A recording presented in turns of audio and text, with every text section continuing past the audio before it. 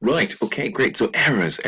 So it is possible, of course, that errors are made on the VAT return, and most of the time, this error can just be corrected in the next return. There are restrictions, though. So typically, of course, it's self-regulated. You do your own VAT. HMRC might turn up, which they do to an inspect. And so what we're going to look at is what the consequences are. So this is how it works, and I'll do an example, and you'll see it's quite straight. It's just that it's just admin. You have to remember.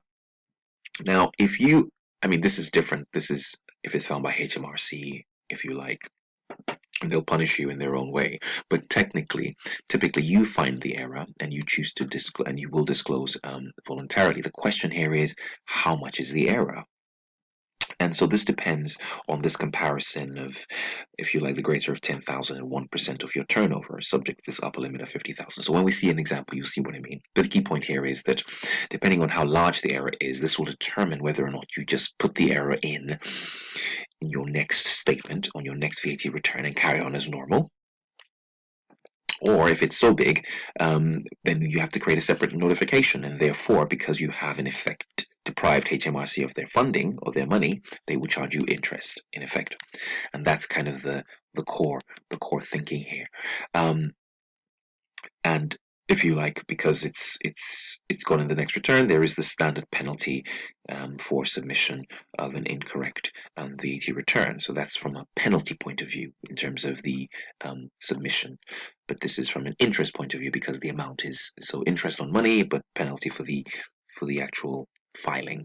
So as opposed to the other issue where you have this and you will go through the normal whatever um, legal case issues, but that's not what we're really looking at. What we're really looking at is this question of dealing with interest. So let's look at what I mean by here.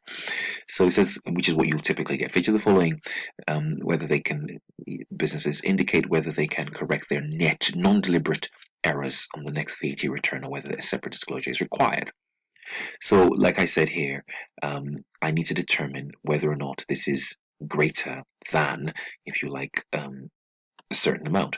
And so I need to compare it in effect with 10,000, the greater of 10,000, and if you like, what is the 1% of um, what is 1% of this thing here? So 1% of this is 1,500. So in effect, I need to compare it with the greater of. So I need to ask the question: is the net error greater than 10,000 in this picture?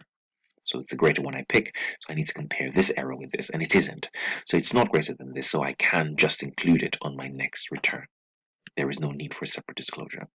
So that's what I'm doing all the time, comparing the error with this sort of comparison here. So again, I'm going to, with question 2, I'm going to compare it with 10,000 versus what is 1% of this. So 1% of this is 30,000. So the greater here, of course, is 30,000. So I will now compare this 22,987 with this. Is it greater than this? It is not. So in effect, because it is not greater than it, I will literally include it in my next return. There is no need for a separate disclosure. When I do exactly the same thing here, I compare it with 10,000 versus 1% of this, and this is 35,000 versus 10,000. So I'm comparing it with this. Is the net error greater than the 35,000? It is. So I need a separate disclosure. I will not include it on my. I will not include it on my next return. Now it is, again, you can imagine HMRC won't be happy. They'll want some interest, because for them you should have paid this at a certain point, which is what the next question kind of looks at. So the default interest, HMRC raises an assessment, or you disclose an error, because this is what we've done. So in terms of interest, um, yeah, so it says the max. You can imagine if you're 3 years late, it can just keep going. So it's limited to 3 year maximum, but that's still a lot. So let's see an example here. So Harry discovers an error in his VAT return for the quarter, which has led to an underpayment of 54,100. So you can see, I mean, kind of coming back up here just so that you picked up this is the big point here. This, once you include it on the next return, there was just the standard penalty. There was no interest. It was really when we were carrying out separate notifications that we had interest. Okay, just a point to note. Discovers an error.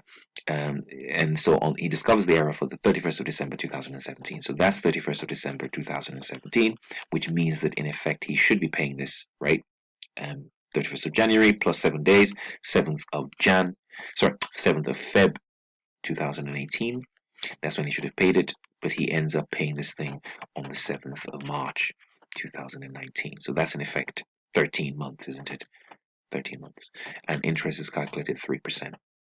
So that's 13 months out of 12, or 13 over 12, times this underpayment of 54,100 times 3%. Gives you your answer. So I'll just do that there. 13 divided by 12 is equal to that, times 54,100 times 3 divided by 100, and that gives us interest of 1,758.25. And that's the interest. And I think, yeah, and that's that in terms of lateness and default charges. So that's important to know. So what we'll do is we'll leave that, and in the next video we'll then focus on schemes for small businesses.